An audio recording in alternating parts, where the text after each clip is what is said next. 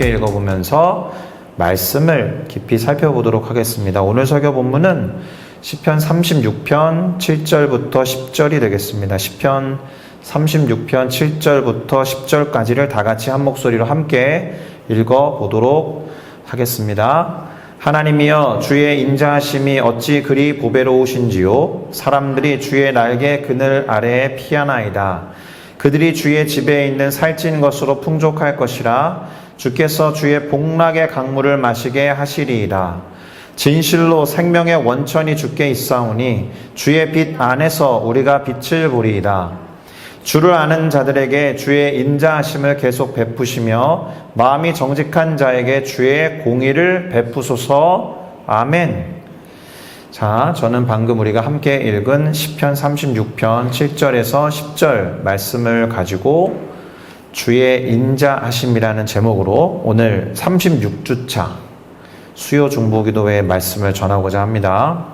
36주차라고 말씀을 드렸듯이 시편 36편에 근거해서 오늘 어떻게 기도할 것인지 그 기도 제목을 찾아보고 말씀에 근거해서 함께 기도를 해보면 좋을 것입니다.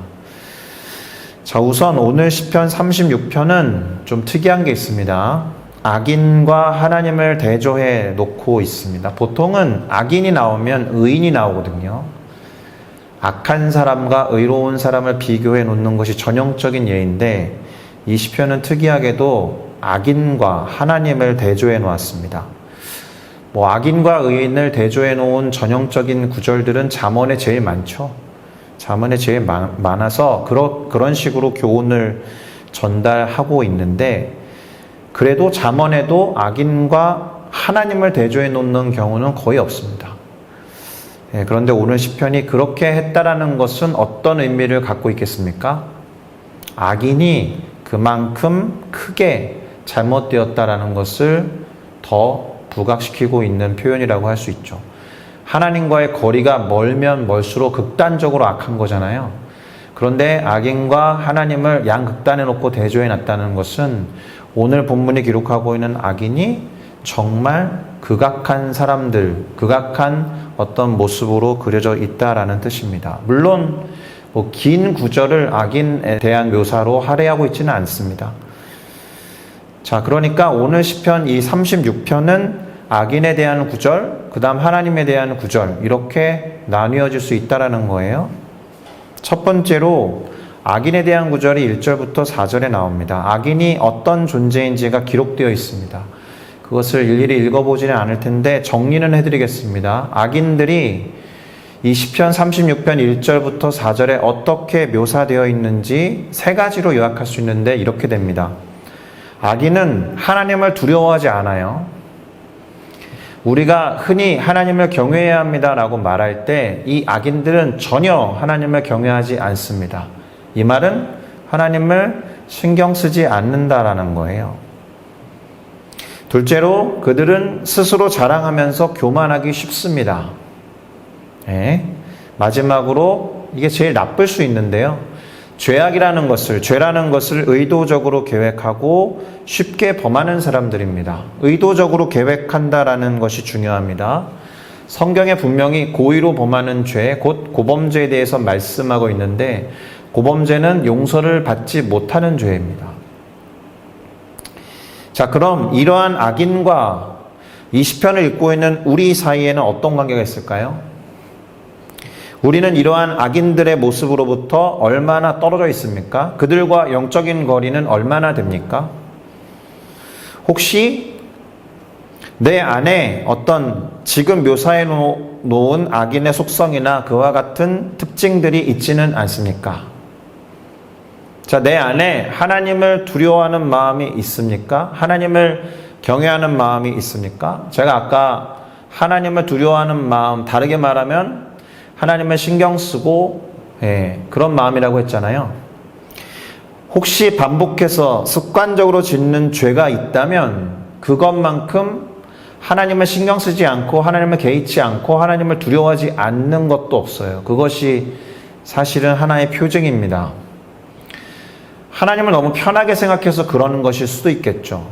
근데 하나님을 편하게 생각하고 친밀하다라는 미명 아래에 하나님을 두려워하지 않고 하나님을 경외하지 않으면서 습관적으로 눈을 살짝 감고 쉽게 범하는 죄가 계속해서 쌓여오고 있다면 악인에 상당히 가까운 겁니다. 오늘 구절을 근거로 해볼 때 하나님을 신경 쓰지 않고 하나님을 두려워하지 않는다라는 거니까 하나님을 평소에 의식하지 않고 그분에 대한 임재의식이 전혀 없기 때문에 쉽게 죄를 범할 수 있다라는 거예요. 그러니까 그 사람에게는 악인의 죄성이 우리 안에 꽤나 지배력이 높은 상태에 있다, 이렇게 말할 수 있습니다. 악인과 거리가 생각보다 가까운 상태라고 할 수 있어요. 자, 스스로 자랑하는 건 어떻습니까? 하나님의 영광을 가로챈 적은 없습니까? 영광을 하나님께 돌려드린다라는 말을 계속 했었잖아요. 이 말은 영광의 주인이 따로 있다라는 뜻이었고 영광의 주인은 오직 하나님밖에 없다는 것인데 어떤 일이 벌어져서 너무나도 기분이 좋고 그런데 하나님 덕분입니다 라는 고백을 잊어버린다면 하나님 덕분입니다, 하나님 덕택입니다 라고 말하고 감사하지 않는다라면 사실 소극적인 의미에서 스스로 자랑하는 것과 큰 차이는 없습니다.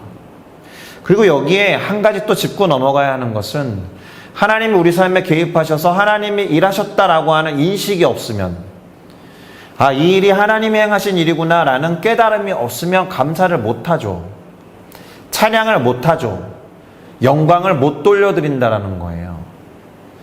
그러니까 첫 번째 항목이랑 통하는 거죠. 하나님을 신경 쓰지 않고 하나님을 두려워하거나 경외하지 않으면 우리 삶에 하나님이 어떻게 일하시는지를 지켜볼 수 없고 그러니 감사할 수 없어요.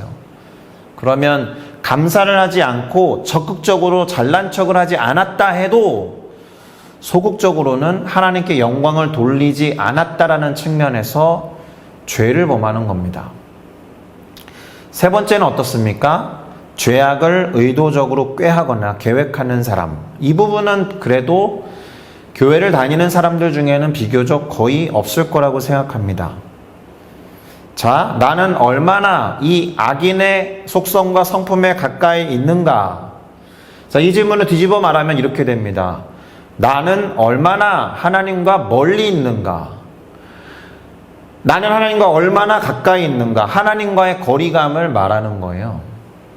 악인과 가까우면 가까울수록 하나님과 먼 것이고 하나님께 가까이 다가가면 다가갈수록 악인으로부터 멀어지는 거니까.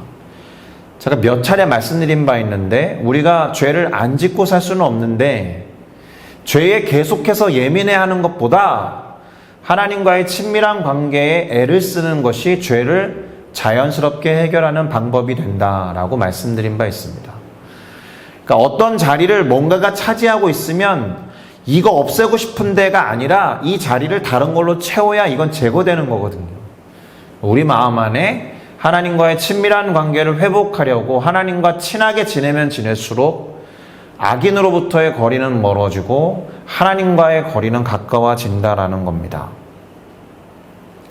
이 시편도 그런 구조와 맥락을 갖고 있습니다. 무슨 말이냐 하면 악인과 하나님을 대조해놨다라고 했잖아요. 그래서 악인의 속성이 어떠한 것인지를 먼저 적어놓은 다음에 그래서 어떻게 해야 되냐? 하나님의 속성에 대해서 이야기하는 게 바로 이어집니다. 그러니까 시편 이 36편 5절에서 9절은 앞에서 악인에 대해서 적어놨다가 대조를 이루면서 전환을 통해 하나님의 속성에 대해서 기록해놨다라는 겁니다.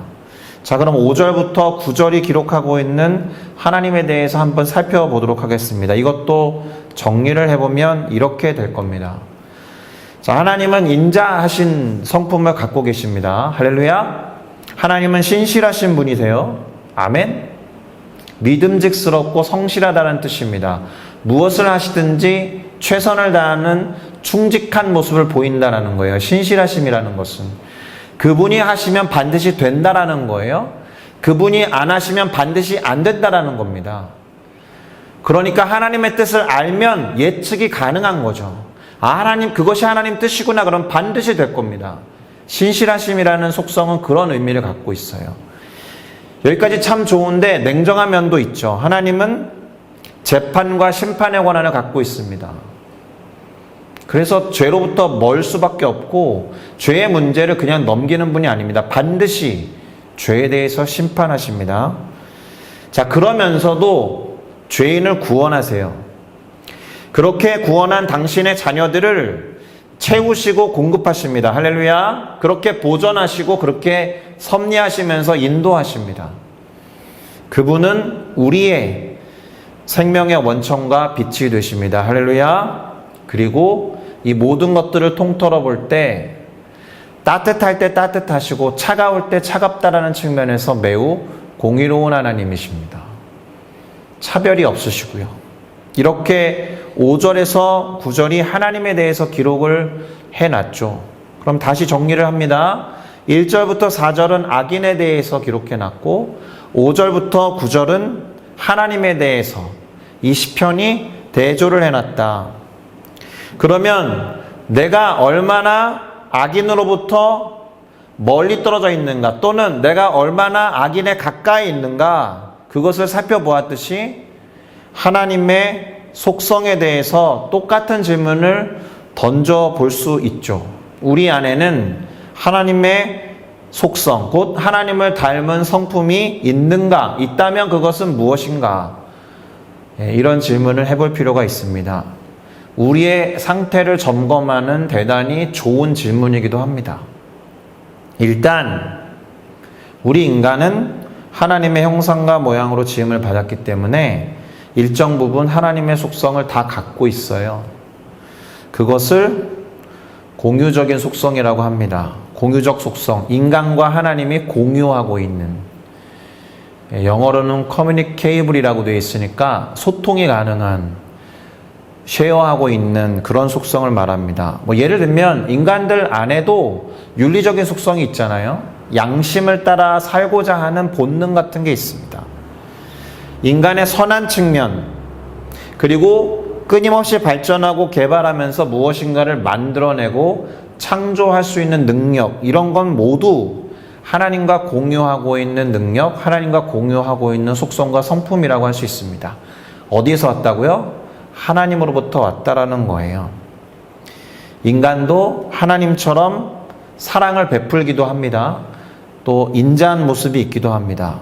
그리고 성실하고 신실한 측면도 완벽하진 않아도 좀 있습니다. 그렇게 하나님과 공유한 속성을 갖고 있다. 그러니까 우리를 들여다볼 때 어떻게 보면 선과 악의 팽팽한 긴장 가운데 있는지도 모르겠는데, 하나님을 닮은 부분, 하나님과 가까운, 거리가 가까운 상태에 있을 때 조금이라도 더 하나님을 향해 자연스럽게 나아가게 되는 동기를 얻게 되는 거죠. 그런데 비공유적 속성도 있습니다. 우리는 누군가를 구원할 수 없어요. 누군가의 죄를 사할 수 없습니다. 물론 나한테 뭔가를 잘못한 사람을 용서할 수 있죠. 그러나 그 사람의 죄를 내가 사한다라고 해서 하나님의 기억에서도 사라지게 할 수는 없습니다. 하나님은 전능하시고 전지하십니다. 그러나 우리는 그러지 못해요. 하나님은 무소부재하셔서 어디에나 계시지만 우리는 그렇지 않아요. 그러니까 분명하게 하나님과 인간 사이를 차별하게 하는 비공유적 속성이 있다라는 겁니다. 자, 그러면 이러한 하나님의 공유적인 속성과 비공유적인 속성이 우리랑 어떤 관련이 있는지를 알아봐야 되잖아요. 그래서 이것을 이렇게 정리해 봤습니다. 하나님과 우리가 공유하고 있는 공유적 속성은 우리 안에 있는 그 속성이 우리의 행동과 삶을 통해 드러나도록 기도해야 하는 이유와 근거가 된다는 거예요. 하나님, 내 안에 하나님을 닮은 성실함이 있습니다. 그러면 우리의 삶에 하나님의 성실하심이 나타나게 해주세요라고 기도해야 한다라는 거예요. 그러나 사실 더 중요한 것은 비공유적 속성이거든요. 비공유적 속성은 우리랑 다른 존재, 우리를 초월한 존재이기 때문에 기도의 대상이 됩니다. 우리를 초월해 계신 절대자 하나님이기 때문에 우리는 그분을 의지할 수밖에 없고 그분에게 기도해야 된다는 거예요. 우리랑 하나님이 거의 똑같아서 모든 걸 공유하고 있다 그러면 사실 기도를 하나님께 할 필요 없죠. 내가 하나님과 비슷한 존재라면 내가 하나님과 동급의 존재라면 동급끼리 무슨 기도를 합니까? 그냥 하면 되지. 그러나 하나님이 우리와 공유하지 않고 있는 초월적인 어떤 속성 때문에 우리는 그분을 절대자라고 부르면서 기도할 수 있는 근거가 된다는 거예요. 그러니까 다시 정리하면 1절부터 4절까지 악인에 대해서 5절부터 9절까지 하나님에 대해서 기록해 놨는데 그것을 분석해 보니까 공유적인 속성과 비공유적인 속성이 있다. 비공유적인 속성 때문에 하나님을 절대자로 인정한다면 우리는 그분에게 의지하면서 기도할 수 있다. 그래서 이 시편이 그 다음에 기도문이 나옵니다. 하나님을 향한 기도가 10절부터 11절에 나온다라는 거예요. 그런데 이 기도가 두 부분으로 나뉩니다. 주로 10절인데 10절은 주님을 아는 자들과 마음이 정직한 자들을 위해 하는 기도입니다. 어떻게 기도하고 있는지 시편 36편 10절을 읽어보겠습니다. 주를 아는 자들에게 주의 인자하심을 계속 베푸시며 마음이 정직한 자에게 주의 공의를 베푸소서. 아멘. 자, 주를 아는 자들에게 인자하심을 계속 베풀어 달라라는 기도는 어떤 걸 전제로 하는 거예요? 전에도 인자하심을 베푸셨기 때문에 계속해서 베풀어 주십시오라는 거예요. 앞으로도 또 그렇게 해주시기를 기도하고 있는 겁니다. 마음이 정직한 자에게 공의를 베풀어 달라는 기도도 마찬가지입니다. 마음이 정직한 자는 하나님이 공의로우면 전혀 문제가 없어요. 무슨 말이에요?